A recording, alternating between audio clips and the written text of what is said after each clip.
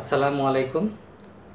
আসলে আমি একটা ব্যাপার নিয়ে কথা বলতে যাচ্ছি, সেটা হচ্ছে যে আমাদের ডাক্তার সাহেব, আসলে ডাক্তার সাহেবদের বিরুদ্ধে কোনো কথা বলে লাভ নেই, কারণ ডাক্তার সাহেবরা আসলে নির্লজ্জ বেহায়া, এখন বলেও লাভ নেই। তারাই আমাদের আত্মীয় স্বজন, প্রয়োজনের সময় ডাক্তারের কাছে যেতে হবে এবং ওনারা যদি চিকিৎসা না করেন হয়তো বিনা চিকিৎসায় মারা যেতে হবে। আসলে ওনারা চিকিৎসা করে রোগটাকে আরও বাড়িয়ে দেন। বাংলাদেশে এখন ডাক্তারদের যে অবস্থা, যেভাবেই হোক তারা চিকিৎসার ব্যয়ভারের কারণেই হোক আর যে কারণেই হোক, মানুষ যেই রুগী তার রোগ আরও বেড়ে যায়। আর বাংলাদেশের ডক্টররা যে পরিমাণ টাকা লোভী হয়েছেন, অর্থলোভী হয়েছেন, তাতে আসলে তাদেরকে ভালো বলার আর কোনো সুযোগ নেই। বাংলাদেশে যত ডক্টর বর্তমানে হচ্ছে, অর্থাৎ যারা চিকিৎসা বিজ্ঞানে পড়াশোনা করছেন তারা চিন্তাভাবনা করেই পড়াশোনা করছেন যে তারা গিয়ে তারা কমিশন খাবেন, তারা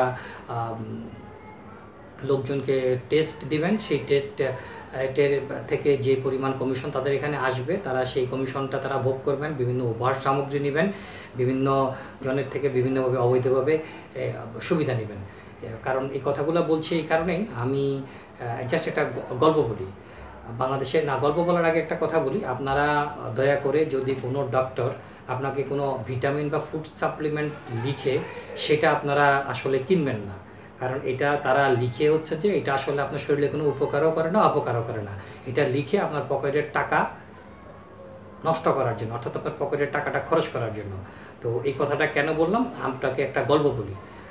আমি একজনকে শোনা গল্পটা, একজন তার সে একটা মেসে থাকতো, সেই মেসে একজন ভদ্রলোক থাকতো, যিনি এই ফুড সাপ্লিমেন্ট জাতীয় জিনিস যারা বিক্রি করে, অর্থাৎ যারা আমদানি করে বা যারা তৈরি করে, সেই একটা কোম্পানির চাকরি করতো।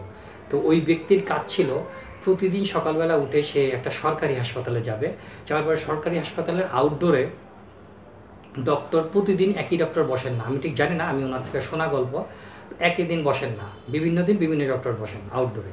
তো উনি গিয়ে দেখেন যে ওই দিন কোন ডক্টর, তো যেই ডক্টর, উনি খোঁজ খবর নিয়ে ওই ডক্টরের কাছে গিয়ে একটি খাম দেন। সেই খামে আসলে ডিপেন্ড করে 2000 থেকে 5000 টাকা পর্যন্ত দেন। এটা আসলে ডিপেন্ডস অন ডক্টরের সাথে তাদের একটা আন্ডারস্ট্যান্ডিং থাকে, সেই আন্ডারস্ট্যান্ডিংয়ের ভিত্তিতে টাকা দেন।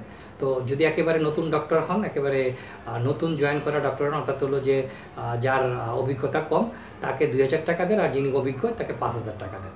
তো 5000 টাকা দেওয়ার উদ্দেশ্য হচ্ছে ওই ডক্টর যতগুলো রোগী আসবে প্রত্যেকটা রোগীর এখানে তার কোম্পানির ফুড সাপ্লিমেন্টটা লিখে দিবে, অর্থাৎ ফুড লিখে দিবে, অর্থাৎ কারণ এটা কোনো শরীরে উপকারও করবে না, অপকারও করবে না, অতএব তার কোনো সমস্যা নেই, সেই ডক্টর বিভিন্ন ওষুধের সাথে এটা লিখে দিবে।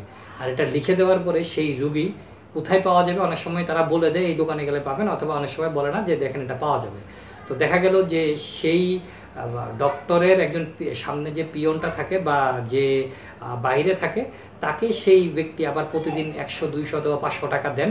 কারণটা হচ্ছে যে যখনই ওই রুগী বিভিন্ন দোকানে ঘুরে যে এই সাপ্লিমেন্ট, ফুড সাপ্লিমেন্ট অর্থাৎ ভিটামিনটা পাবে না, সেখানে সে ডাক্তারের কাছে জিজ্ঞেস করতে আসে যে এটা কোথায় পাওয়া যায়, তখন সেই পিয়ন সে বলে দেয় এই দোকানে পাওয়া যায়। এবং সেই ব্যক্তির কাজ হলো ওই হাসপাতালের আশেপাশে 2-3টা ফার্মেসিতে এই ওষুধগুলো তারা দিয়ে সকালবেলা দিয়ে আসে, যে আমি আপনাকে দিয়ে গেলাম, আপনি এত টাকায় বিক্রি করবেন। অর্থাৎ যদি এই ফুড সাপ্লিমেন্টের দাম তারা লিখে রাখে এরকম, বা ভিটামিনটার দাম লিখে রাখে 800, 900, 1000 টাকা, এবং সেটা কী বলে যেন সত্যিকার অর্থে 100-150 টাকার বেশি না, 1000 টাকা লেখে, তার দোকানদারকে বলে যে আপনি 500 টাকা নেবেন, বাকি 500 টাকা আমার। তো সেই হিসেবে দেখা যায় যে যদি ওই ডক্টর ওই দিন 100টা প্রেসক্রিপশান লেখেন, তার ভিতরে 70 থেকে 80টা প্রেসক্রিপশনে তারা এই ভিটামিনটার নাম লেখেন, এবং লেখার পরে যেটা হয়, সেই এখানের ভিতরে আবার ধরেন যে 30 থেকে 40 জন ব্যক্তি এই ভিটামিনটা কিনে, কেনার পরে তারা বিভিন্ন জায়গাতে তার এইভাবে তার ওই কোম্পানি প্রতিদিন সেই ব্যক্তি এরকম 5 থেকে 10,000 টাকা বিভিন্ন জায়গায় বিলি বন্টন করে তাদের কোম্পানির সেই ফুড সাপ্লিমেন্ট বিভিন্ন ওই হাসপাতালের আশেপাশে বিক্রি করেন। তো এই হচ্ছে যে ঘটনা।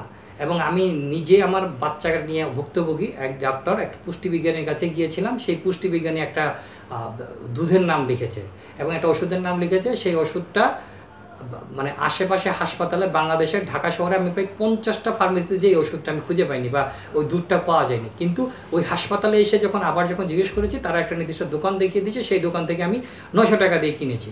তো আপনাদেরকে বলে দিলাম যে আসলে যেসব ওষুধ আপনার অ্যাভেলেবেল না, বিভিন্ন জায়গায় পাওয়া যায় না, 2-1টা দোকানে পাওয়া যায়, ধরে নেবেন এটা আপনার শরীরে কোনো উপকারও করবে না, অপকারও করবে না। এটা ডাক্তারের পকেট ভারী হচ্ছে এবং ওই কোম্পানির পকেট ভারী হচ্ছে।